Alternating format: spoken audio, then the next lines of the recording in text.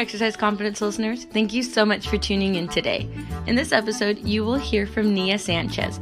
Nia is a former Miss USA, and she is also a 4th degree black belt who teaches self-defense classes to men and women across the United States. Nia believes it is very important to invest in yourself, and that this can help you become more in tune with who you are and better understand what you need to personally exercise confidence. She talks about a lot of the highs and lows that she has been through, both in her personal and professional life. She also talks about the importance of having more than one goal that you have your sights set on, and why it is so important to have supportive people in your corner while you are trying to achieve these goals.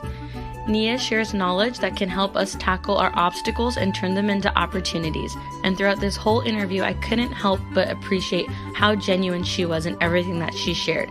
So, let's hop into our interview with Nia Sanchez here on Exercise Confidence.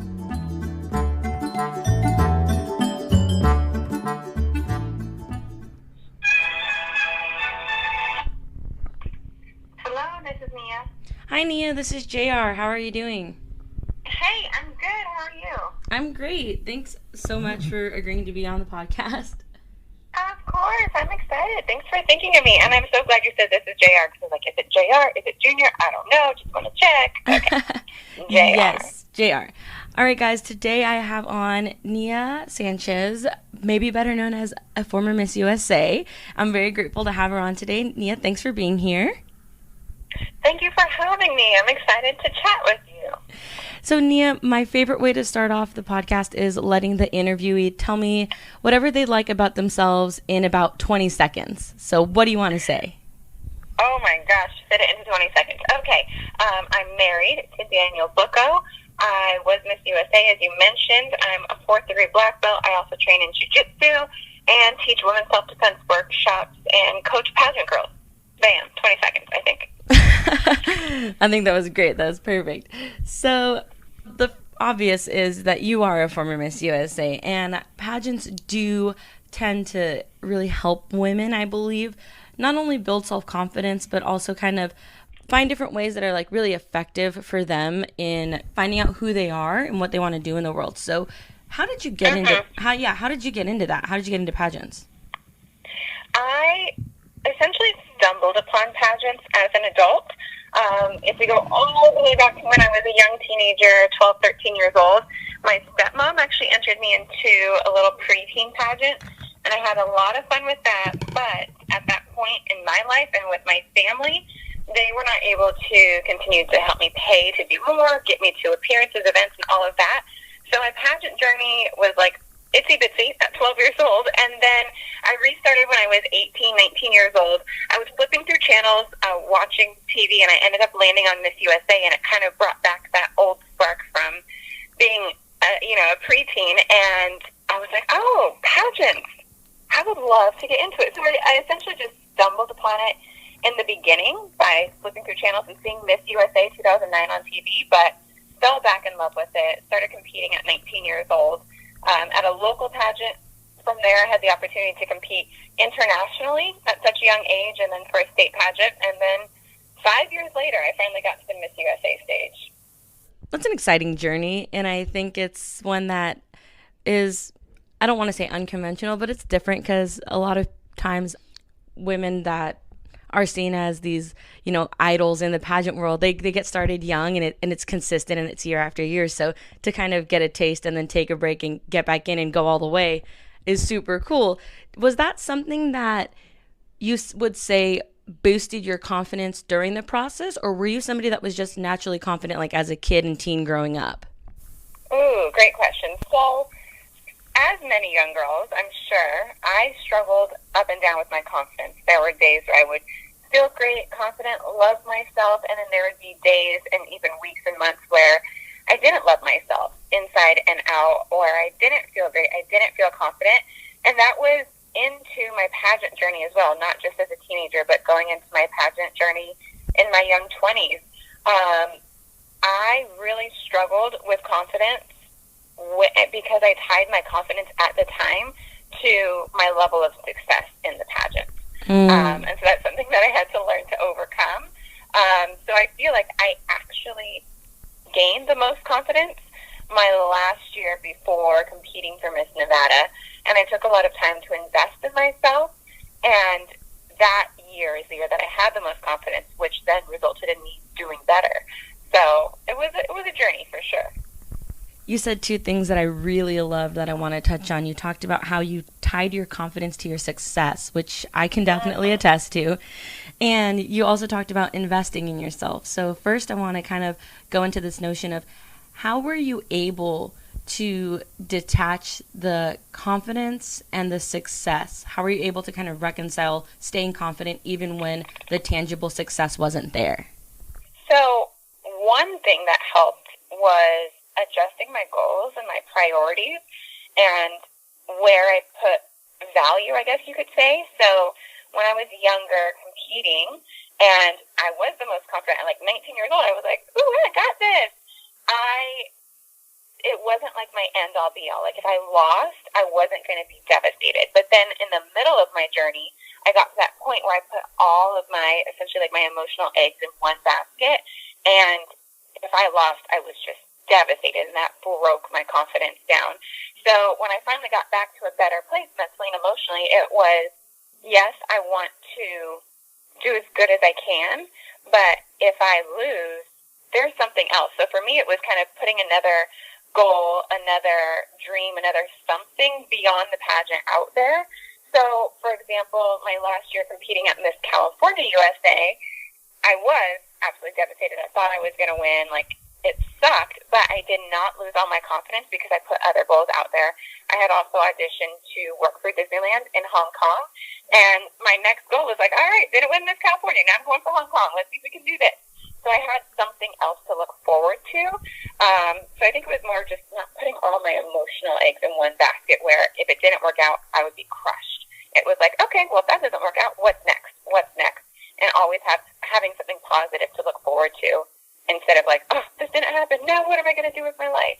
Does that make sense? Yes. No, it absolutely makes sense. And I love that notion of kind of having more than one big goal on your road to maybe whatever the main goal is at the time, because having somewhere to set your sights beyond the here and now, I think it helps with giving you hope. And it also can give you confidence in a different arena. Like you're saying, yes, you were working really hard on the pageant journey, but you also had a professional goal you were trying to achieve by going to Disneyland Hong Kong. Exactly. It's just, can't put it all in one basket emotionally, because then it really can break your spirit. So if you have other things to look forward to, that really helps. Yeah, absolutely. When you were speaking about having those moments where you were kind of crushed over not achieving what you wanted versus finding the path to get something else to succeed at, do you think that the failure that you faced was necessary to build your self-confidence in the long run? Oh, yes, absolutely. I think every obstacle, I say turn obstacles into opportunities. So every obstacle that I faced, once I got the right perspective of, hey, this is not just an obstacle, it's an opportunity, it helped me grow. I always look back and say, what can I learn from that situation? So when it was competition in pageants, what can I learn? What can I do better next time? Same thing for martial arts. Same thing for relationship with boys. Like if I broke up with a boy and I was so sad, instead of, oh, it was like such a hard time and obstacle, it's like, hey, what can I learn from that to better myself? And then to also know what I'm looking for in the future. So it's turning an obstacle into an opportunity for sure was a perspective change that really helped me. That sentiment is gold, turning an obstacle into an opportunity. And the whole idea of bettering yourself kind of piggybacks on what you were talking about earlier about investing in yourself.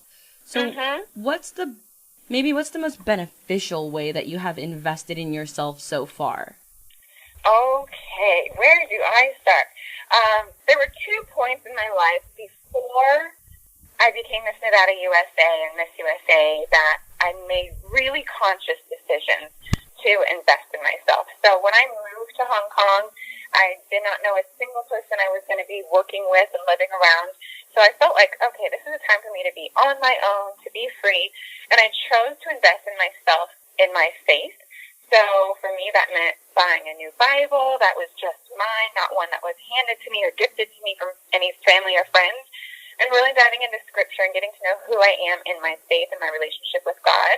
So that was one point where I was like, okay, I'm going to invest in my faith and myself and just really get to know who I am in that aspect of my life.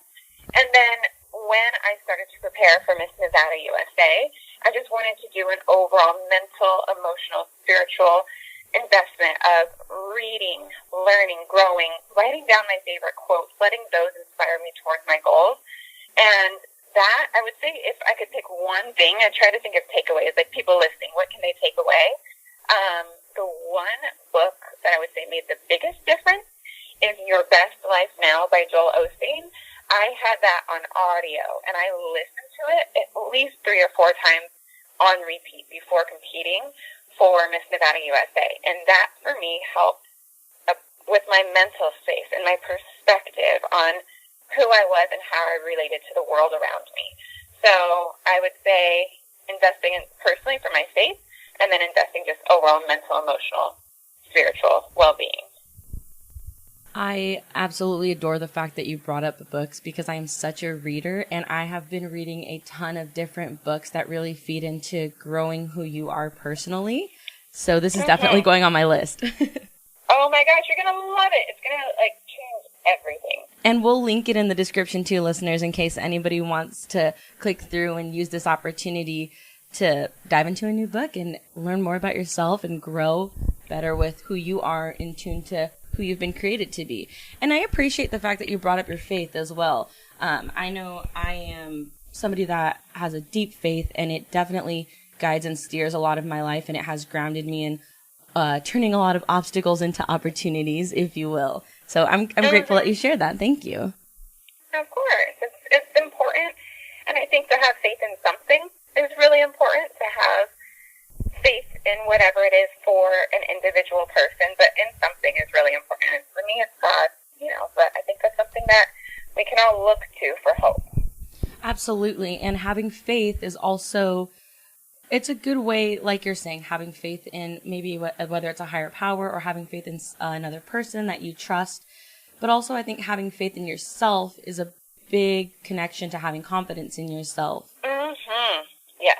Yeah. Would you say that there's a defining moment in your life where your faith in yourself was really tested? Oh my goodness. Yes, so many.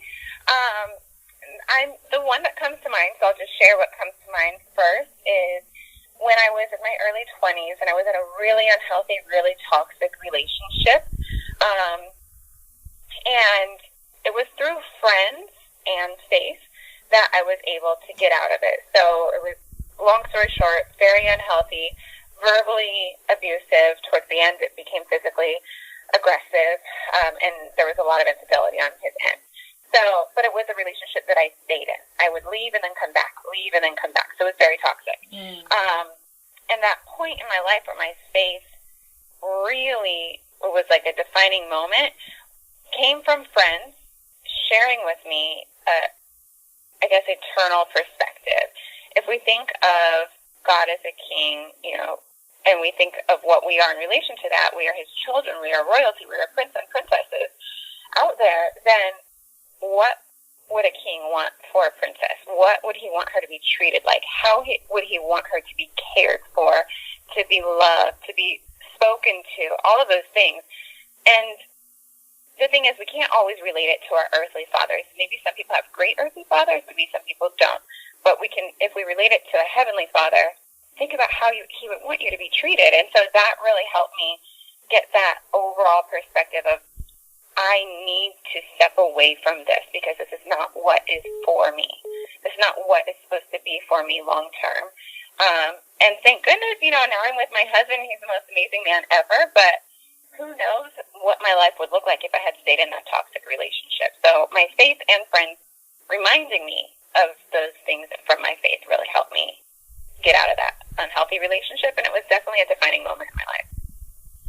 Being able to be honest with yourself is really hard. And I know that having somebody that you trust, like you're saying your friends were for you in that moment, is super important. So I'm just, as an outsider, grateful you had those people in your life. Absolutely. Lean into the girlfriends.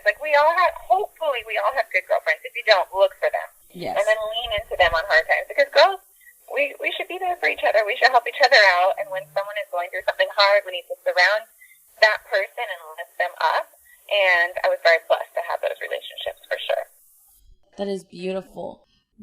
So during this, during your journey of getting to and becoming Miss USA, who was your biggest supporter that really fed into that foundational confidence for you during that time? The biggest supporter beginning to end, definitely my husband now. He was my boyfriend at the time. Short little story on that. When I first told him I was going to compete, he was like, no. We both really cared for each other, and he could see us stepping forward in a relationship quickly. Engagement, marriage, all of that. And I told him, nope, this is something that I really want to do. And he took some time to pray on it, and the minute that he was in, he was all in. He said, all right, let's do this. We have to practice your walk in heels, so we have to practice questions, like what do we have to do? Let's go. So he was my biggest supporter beginning to end, and I think it was just the way that he was all in. So if there's a girl that's in pageants competing, it doesn't have to be a boyfriend. It can be your best friend, your mom, your dad, your brother, your sister. If you have that one person that can just be all in with you, that can be a game changer for sure. Because he was my hype man. He hyped me up. He helped me with all my pageant questions. Like, he was the one to support me beginning to end. You know, just from any perspective, what Nia's saying is applicable. Like, if you're an athlete, if you're somebody that's really good in academics, if you're whatever goal you're trying to achieve, having that person that is 100% in your corner, it's a game changer for sure. Yes, agreed.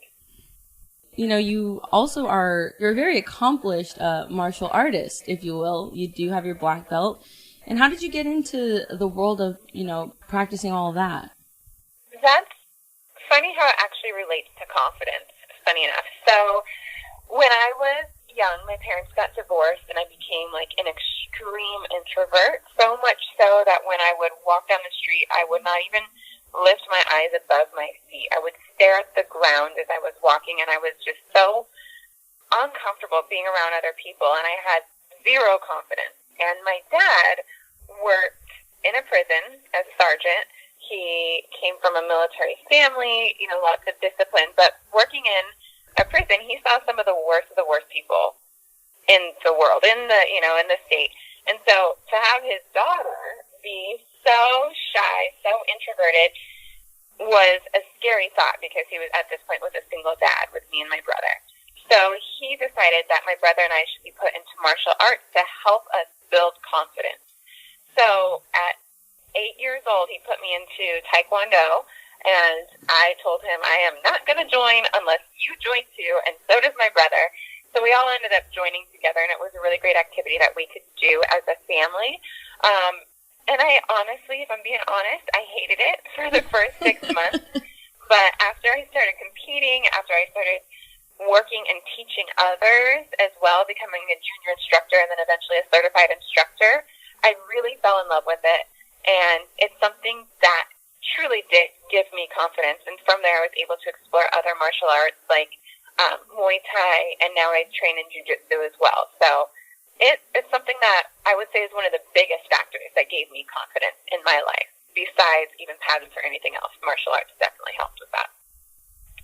Right, and I've always heard that there is a level of discipline as well that is tied to the martial arts. And would you say that would you say that you learned discipline through this experience? Oh, yes, absolutely. So in my organization, there's the tenets of Tae Kwon Do: honor, courtesy, integrity, discipline, perseverance, self-control, courage, community. So all those things are integrated into the lifestyle of a martial art. Of a martial artist. So discipline is definitely one of the most important things when it comes to martial arts. And it's not only with the training, it's also the way that you respect others, like learning something and sticking to it. And that translates to every area of my life now. Yes, it translated to pageants, to really have the discipline, first to not give up, but to also work hard to continue to make myself better. But in so many other areas of life, even now. So discipline's important. And if you can conquer that, then you can conquer almost anything. That's for sure. Is there any specific moment that you would say your discipline also helped spur on your self-confidence? Yeah, I think it really just ties together beautifully, and it's almost hard to explain, but when I had discipline to work on myself, like I told you, investing in myself and to continue and not give up on that, even days where it was hard or I did not feel confident, I think that discipline just ties in beautifully. It helps me continue to pursue confidence. And just so, and I know you know this, and I'm sure everybody out there knows this, but confidence is something that, for me, I'm always pursuing. I'm not, bam, I'm confident every day I have it kind of thing. There's days where I feel confident and days that I don't, and I'm always pursuing to love myself better, and that helps me with my confidence as well. And that's just a great point you bring up, because I know for me, confidence is definitely a journey, and I think we want so badly for it to just be something we attain and that's it, we've got it. But there are definitely days where I am like, ooh, I need to find a way to pick myself up because I'm feeling shaky or I'm feeling insecure. But at the end of the day, I think just reminding yourself that, like, hey, it's normal and this is a place that you're visiting, not a place that you're staying. I love that. That's so good. So true. And with your confidence in the work that you do in martial arts, you've also gone into teaching self-defense, right? Yes, ma'am. All right. I would love for you to share more about the work that you do with that because, again, you're so good at, like you've mentioned, we need to look out for each other as women, and you're obviously doing this by giving women an opportunity to learn how to defend themselves with the skills you've gained. Yeah, it's something that I really, really love from the bottom of my heart teaching. When I was a little girl, I always used to say I wanted to be a teacher, and I did at the time want to be a school teacher, but even though that has not happened, I've been able to use my heart for teaching others in this way, in teaching women self-defense. So I've trained in martial arts over 20 years now, and multiple martial arts. So I've taken everything that I've learned across the board over 20 years of training, and I've been able to, originally I started teaching in women's shelters in Las Vegas, and that was a place where I could really relate to those women. And the children. I lived in a women's shelter with my mom for a little bit when I was a child. So I would teach stranger danger, try to give these little kids that have had their world turned upside down, give them some confidence. And I would also teach women self-defense techniques because a lot of them are escaping abusive relationships, toxic relationships. So it started there. And then when I became Miss USA, I was very blessed that the organization, the Miss Universe organization, liked what I already had a love for and wanted to help me expand that. So I was able to teach self-defense to actually men and women across the country. I taught in high schools and colleges and even some middle schools, and it was actually really fun because it wasn't only women. Sometimes there was just women, but there was a lot of times where I would go and I would teach to the whole student body, and it would be men and women, and every single person loved it and really enjoyed learning the techniques. And now I teach my own workshops across the country. So it's evolved, but I've loved the whole journey of it. You are one inspiring woman. I will definitely tell you that. I'm sorry if I'm talking too much. I'm just going and telling you the whole thing. No. Don't apologize at all. I feel like I wind up doing this in every single interview. I wind up telling somebody apologizes. They're like, oh, I'm just rambling. And I'm like, that's exactly why I picked you to interview. I wanted to hear what you have to say. Because I really believe that the more transparent we can be with one another, the more helpful it is to each person on their different journeys, because there's so many things that maybe we just don't want to talk about because we don't want to seem like we're bragging, or maybe it's something that we're not comfortable sharing because we're a little insecure about it. But I think those things that we share wind up helping each of us along our own journeys. And so no, don't apologize at all. You're good. All right. And with what you're saying, I think that there are a lot of ways that we can make confidence tangible, because sometimes it seems so abstract. It's like this foreign concept that, like, before I ever, I guess, gained confidence, which sounds crazy to say, like, I was very insecure. That's the whole reason I didn't start pageants until I was in college already, because, when you're younger, you're maybe insecure with your body or your personality, and I was like, I am a chubby dork, was what I used to think. And then when as I grew, I was like, I'm not chubby, I'm just really athletic, which makes me bigger than other girls slightly, but I'm not. I'm healthy, you know, I'm all these things, and finally, you know, sometimes it takes somebody else to see it in you first for you to see it in yourself, but then you hit the ground running and you never look back. No. But tangible ways that you can achieve confidence, I think definitely having those self-defense tools in your back pocket can help. I've taken a few self-defense workshops, and I even feel more confident walking down the street knowing that I can protect myself should somebody try to assault me. Absolutely, and I like that. And I think if any woman has the opportunity, she should definitely get into a workshop, at least learn something. It does help you feel more confident. But can I quickly touch on something that you said, speaking of tangible points? Of course, absolutely. Okay, so you mentioned your self-talk, and if we're trying to give suggestions, people listening to this podcast, things that they can take away, I think one thing that if you only get one thing out of this whole podcast that everyone, myself included, can be aware of and start changing today is our self-talk. There's a book out there, I think it's something about the mean girl voice in your head, something like that. And it's by Melissa M. something. We'll look it up. Anywho, it's thinking of that voice in your head and acknowledging that voice that may be speaking something negative, and instead of believing that to be true, thinking of it as the mean girl voice in your head. So kind of going, that's not my thought, that's not my self-love, like truest thought, that's a self-sabotaging thought, that's a mean girl thought. And when you see that, you politely push that thought to the side and you replace it with a positive one. So if there's one thing that everyone can start doing today is acknowledging those thoughts, seeing them and going, no, that's not the true me. That's not my truest self. My truest self loves me.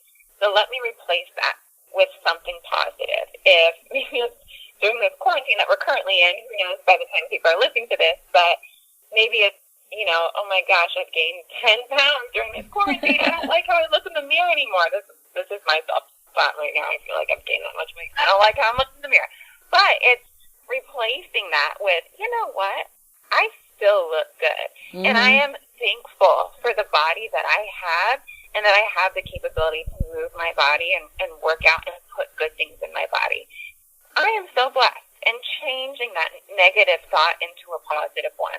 Maybe it's my hair is too short, whatever it is. Short hair is sexy.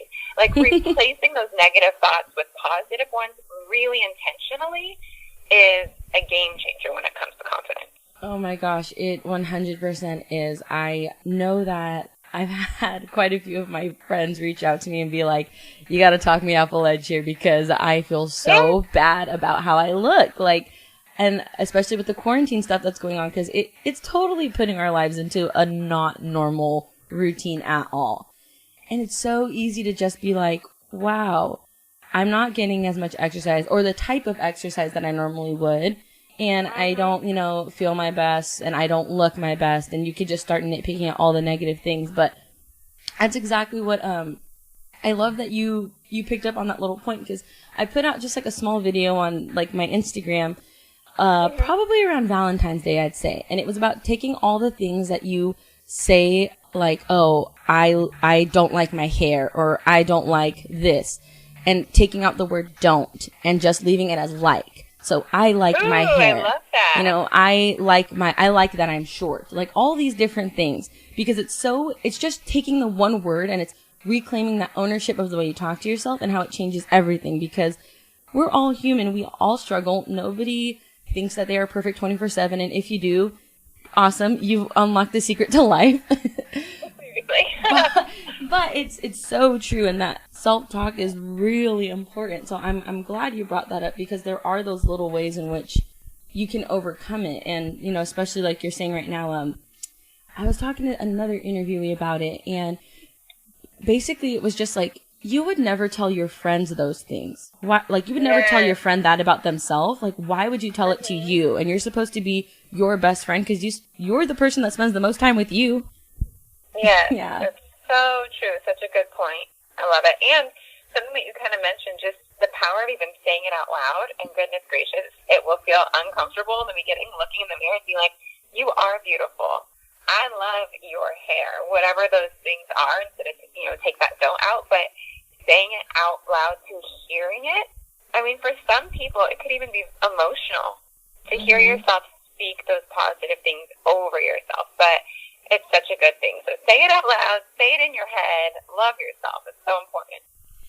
And those words that are so powerful, I know for me, like, growing up as an athlete, before games, you kind of, like, huddle up with your team, and either you have, like, a fight song or a team chant you do, and it really pumps you up and gets you in the zone. Do you have any kind of mantra like that you either maybe use during your time in pageantry, or that you use just when you need a personal pick-me-up? Yes.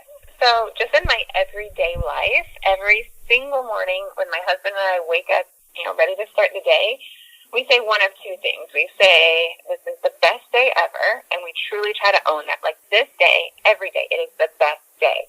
Or we say, this is the day the Lord has made, let us rejoice and be glad in it. So we have, like, our two mantras that we pick one, and we say it every single morning before our feet even hit the ground. So just in everyday life, that's one thing that I do, and I try to really own that. Like, this is the best day. Let me live it as if it is the best day ever.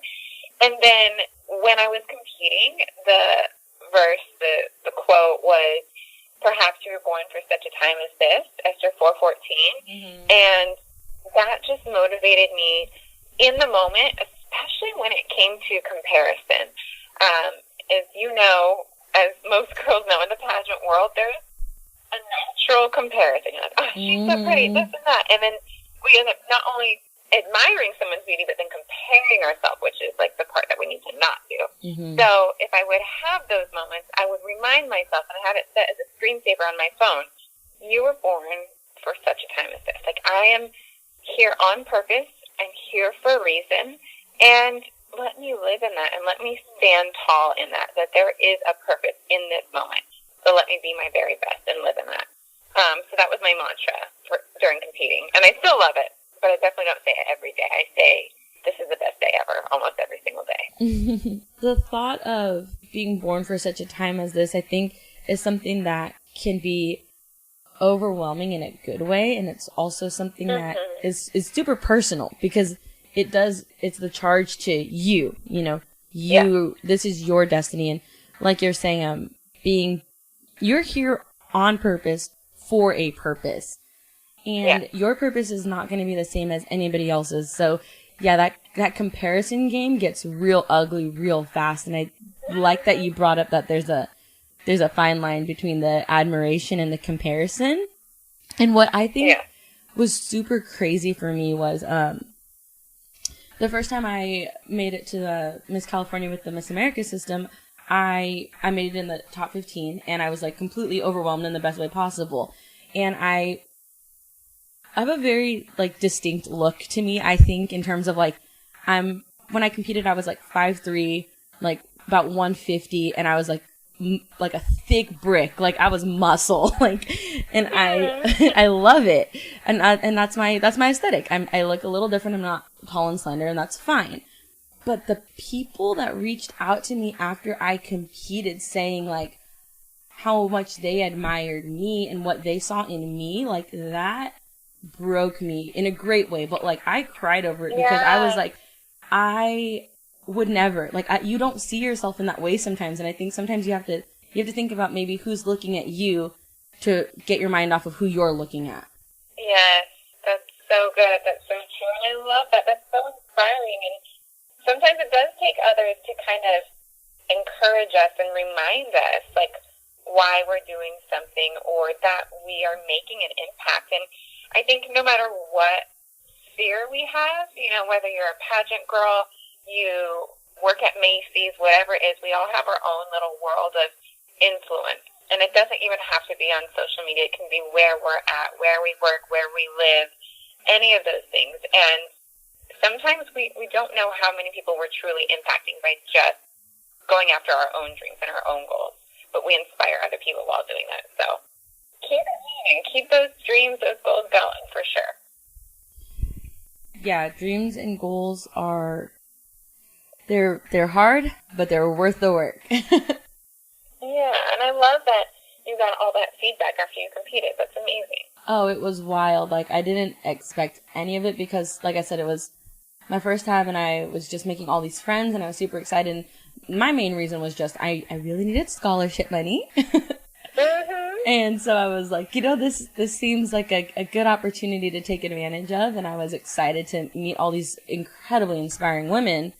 But yeah, that out of that moment of coming home and kind of filtering through those words of affirmation from people that I didn't even know, it was the catalyst to exercise confidence, because my thought is that confidence is like a muscle. And in order to grow it, you have to utilize it just the way we do when we work out or when we do yoga or what have you, when we take care of ourselves. And that's when our bodies are optimal and healthy. And I think that there's an abstract way to do the exact same thing with your confidence. So I know that I struggled with it for so long and it held me back from so many opportunities that I was just like, no more. And I want to be able to make sure other people have that opportunity too, with whatever it is. Yeah, I love that. And I love what you're doing with the podcast. It's so good because everybody can listen and get little tidbits, learn something from someone else. It's so good. Oh, well, you're very kind, so I appreciate that. With talking about the self-defense stuff that you do and having that tangible confidence, is there a way that people can get in touch with either your workshops or do you have maybe somewhere that you do like self-defense videos or something that people can find you on? Yeah, okay. I'm trying to think of the easiest way. The easiest way is to email me at nia.bookings@gmail.com, and I have an assistant, and she will check in on that and make sure that we get you on the list, because we have an email list if you're interested in self-defense classes or workshops whenever I'm coming to a city near you. And, actually, I'm going to create this today. So I have Nia Self-Defense. It's an Instagram account that is not super active, but I'm going to put a link in the bio if you're interested in self-defense anywhere across the country. You can just put your information in through that link, and I will send you an email when I'm coming to your city. For example, I do tons of workshops in LA when we're not on quarantine. I also do workshops in Seattle, New York, Miami, Chicago, big cities that I travel to for personal reasons, and I like to try to do pop-up self-defense workshops when I travel to those cities. So if your information is put in, then automatically when I go to that city, you'll get an email that will say, I'm coming to New York. Come join me in the self-defense workshop. And my husband, and I don't know if I'm going to do this, but I should, and you tell me if you think I should, but I think I should. I need to start doing self-defense Saturday and do a little 1 or 2 technique lesson on Instagram Live and then save it to Instagram. Yes, I 100% think that you should. Okay, I need to start doing that on my Nia Self-Defense Instagram page. So go follow that, check that out. That's where I need to start getting active. Now that we're having this conversation, that's my goal. I need to get active on it. I love it. And for the listeners, everything that we talk about, as always, is going to be linked in the description. So you'll be able to find the booking email, you'll be able to find the self-defense link for the Instagram page and all that good stuff. Perfect. Thank you. Yes, of course.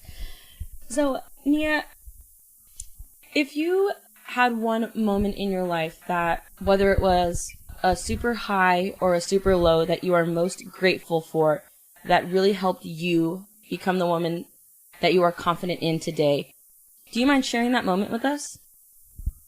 That's a really great question. I'm going to go with a low. And it ties back into investing in yourself. So during my year as Miss USA, the amazing year that it was, and I am forever grateful for it. Like, a lot of people describe Miss USA, a lot of people that have been Miss USA, as having some of the highest highs and the lowest lows. And one of the lowest lows during my year was during an amazing experience. I was speaking on Capitol Hill in Washington, D.C., and lobbying on behalf of ovarian cancer awareness, and I was so grateful for the opportunity. At the same time, I had this immense feeling of depression, of overwhelm, of being on the verge of tears in the midst of my gratefulness. Like, I mentally knew that this was an amazing time, and I was so thankful for it, and even partially happy. But at the same exact moment, I was on the verge of tears, and I felt like this heavy depression. Mm-hmm. And it was not something that I only experienced in that moment. It had been happening for a few weeks and didn't stop. So I was, thank goodness, felt open enough to communicate to my manager, spoke to my manager about what I was feeling, and they provided a therapist for me. And the Miss Universe organization not only provides that for me, but for every Miss USA and Miss Universe, because they know that the year can be taxing. Mm-hmm. And it was the first time since childhood that I had the opportunity to invest in myself through the time spent in therapy. And I didn't realize how much I needed it until after I had completed that multiple sessions that we worked through. And I'm now a huge fan of therapy, Mm-hmm. would recommend it to anyone and everyone, but I do feel like that was a big changing moment in my life, and it set me up for so much more success, because I was able to really just dig deep and uncover some things that were affecting me that I didn't even know were affecting me. So yes, I think that moment in my life where it was one of the lowest lows helped set me up for more highs and more happiness and more success, because I was able to dig into the low and not try to shy away from it. I was able to just really dig deep, figure out what was going on, and then heal properly. So I'd say that moment. Well, thank you for sharing that. I know really being vulnerable with those moments that are hard and personal isn't always easy or comfortable. So I appreciate you sharing that, because I know that there is going to be one or multiple listeners out there that can resonate with that. Yeah, it's something. I'm such a huge advocate for therapy. I always tell the pageant girls that I work with, I'm like, if you're having a hard time, definitely reach out to your friends. You know how we were talking about, reach out to your friends to help lift you up. But Mm-hmm. if that's not working, go to a therapist, girlfriend. It is great. You will love it. So I'm an advocate for it, for sure. It is, and having the right tools in your arsenal to really grow yourself is something that is lethal in the best way possible. It makes you unstoppable. Agreed, fully. Yeah. Therapy is something that I definitely advocate for as well. I have seen the wonders that it worked in my own life after going through a traumatic experience, and how I really think I would not have come out as strong or optimistic or hopeful had I not had that opportunity to have somebody there that was, obviously licensed and knew what they were doing in the situation, but at the time I didn't really understand how they were going to help me. And in hindsight, I'm like, I don't see how I could have made it through without that. Yes, so true. Agreed. I love it. It's so good. With your coaching, you were saying that you tell your girls, hey, it's helpful, it's great. And so segueing back into that vein of the work that you do, wanting to be a teacher when you were growing up and now doing the coaching with pageants and also doing the training with self-defense, do you feel like you were able to kind of fulfill that dream of yours, even though it's not in a typical classroom setting? Yes, I do. So just to tie back a little bit more, ever since I was in elementary school, I knew that I wanted to be a kindergarten teacher. That was my thing. I was like, I'm going to be a kindergarten teacher. And I just love kids, and I love my kindergarten teacher. She really inspired me. So I was like, this is what I'm going to do with my life. And my life did not quite take that path, but yes. So I became a certified instructor in Tae Kwon Do at 15 years old. So I could teach little itsy-bitsy ones from 3 years old all the way up to adults. I was able to work with children when I worked at Disneyland. I now teach women's self-defense. I teach girls and women of all ages, from young to even the Mrs. pageants. Mm-hmm. I coach them as well to help them not only with what to do to win a pageant, but to build confidence in themselves, to love themselves, and then everything else really flows out of that. The women's self-defense, like we mentioned, and I also actually teach at Sunday school at my church. So I have more than fulfilled the teaching dream of mine, just in a different way than I thought it would be. I love that there's so much versatility in all of the teaching that you do, because having the dream of wanting to do it specifically in the classroom in kindergarten, but yet having all these other doors open up to be with such a wide population of people, that's unique, because I know for myself, I definitely have the demographic I like working with. I lead the youth group at my church, And I love working with the teens, but I cannot do the kids. Like, and sometimes I feel like adults are kind of harder to corral than the teens. Like when I have to like speak in a meeting or something, I'm fine with public speaking, but sometimes like keeping the attention span of a different demographic, I'm like, not my forte. Yeah, I totally hear you on that. I feel the same but opposite. I'm like, I love my little preschoolers, but give me some elementary school kids. I don't know what to do anymore. It's been too long since I've worked with them. No, but I love that life has still given you the opportunities to fulfill this dream in a different way, and I love the fact that you also have taken advantage of those opportunities to fulfill that desire of yours to be in an area where you can really feed into other people, because it's such a beautiful act to see when others are finding a way that they can serve others to help them. Absolutely.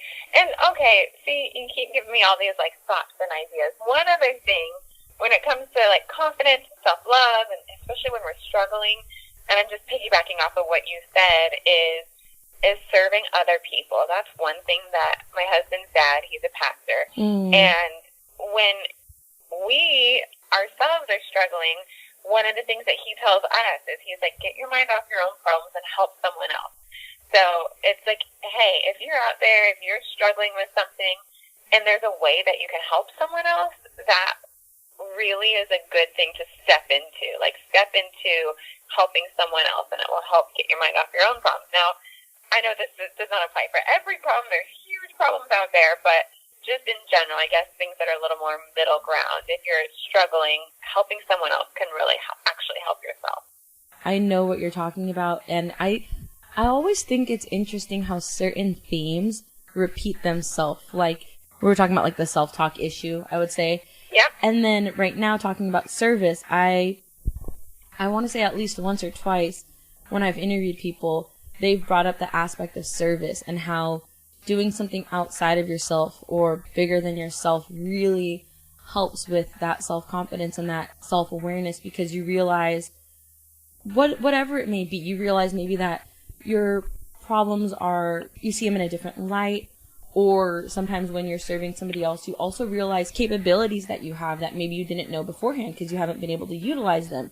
And then it helps you feel a sense of accomplishment. You're like, wow, I didn't realize that I was good at XYZ, but man, I'm glad I was able to find that out about myself while I was helping somebody else.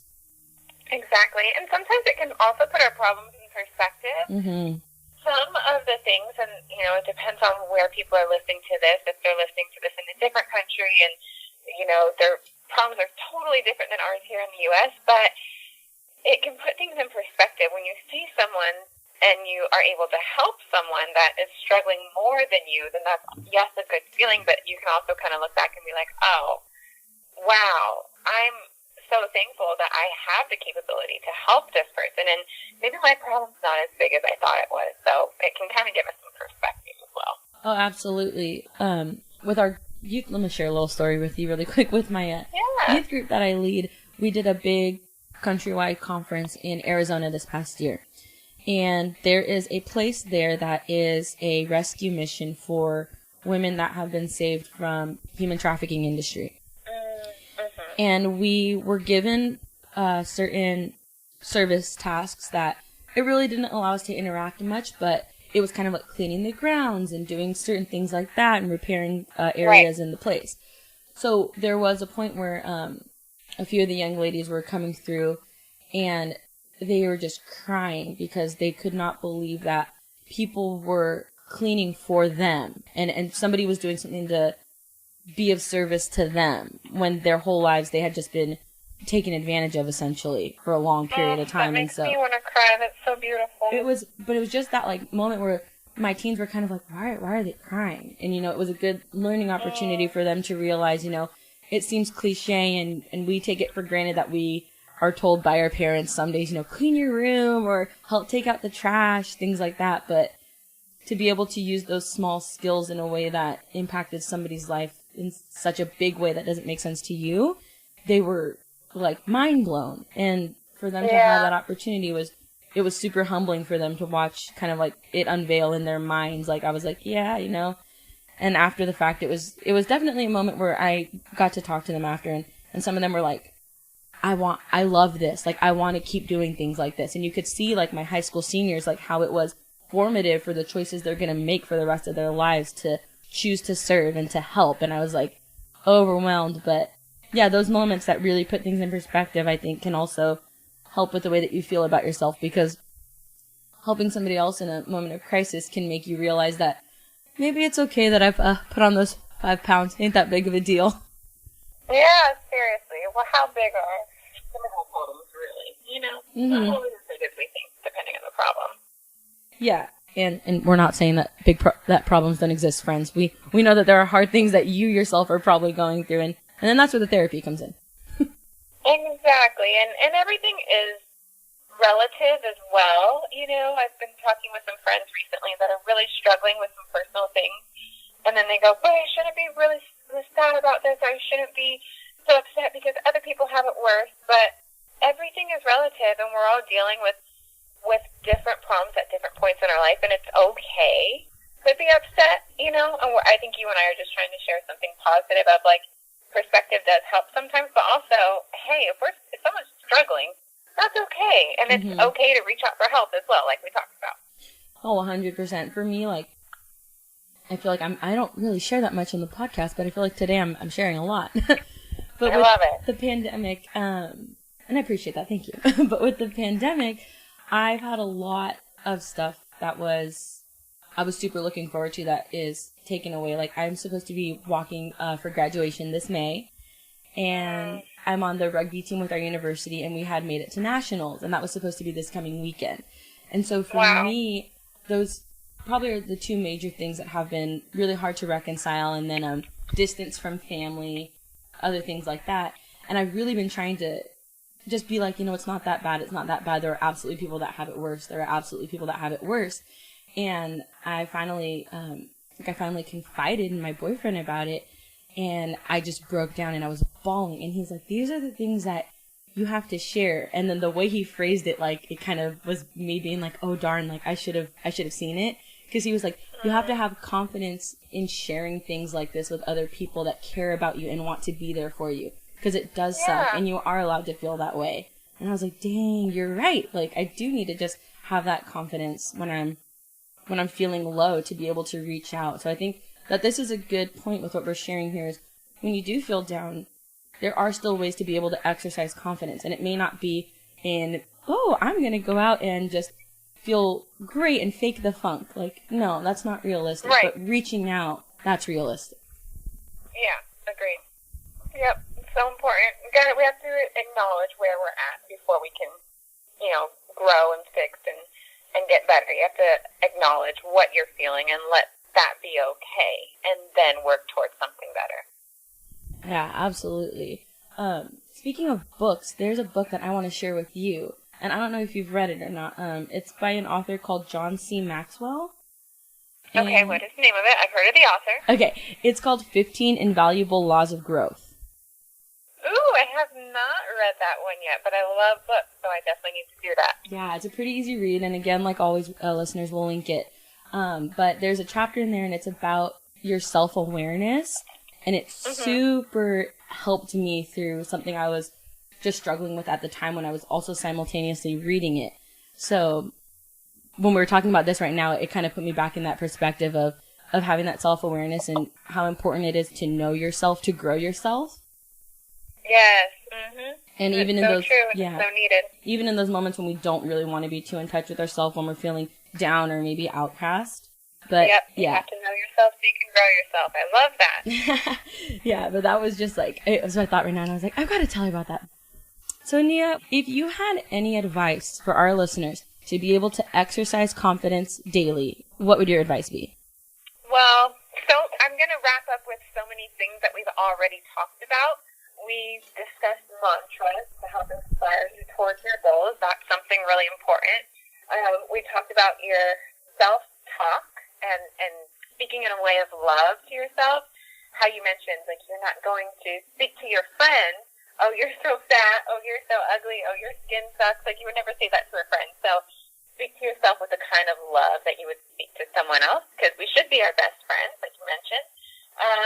And I think one thing that we maybe haven't brought up yet that is really good is finding and getting to your happy place, whatever that is, and spending time with yourself in a positive, happy space. So maybe that's taking a bath, maybe that's working out, maybe that's gardening, I don't know, like what cleaning, I don't know, everybody has their own thing, but when you're not around someone else, like spending time with yourself in a space that makes you happy, I think is another really good thing. So I'll leave with those three. Awesome. Well, thank you, Nia, so much for sharing that, and also just thank you for your time and being on the podcast today. I felt like I was in such a warm presence just speaking with you, and I know our listeners are going to feel the exact same way when they get to hear this. Well, thank you so much for having me. I love talking with you. Oh, I really, really appreciated it. All right, well, you have a great rest of your day, and, just God bless. Take care during all of this, and keep exercising confidence, sister. All right, thanks. You too. Thank you. Have a good one. I'm truly grateful that Nia agreed to be on the podcast.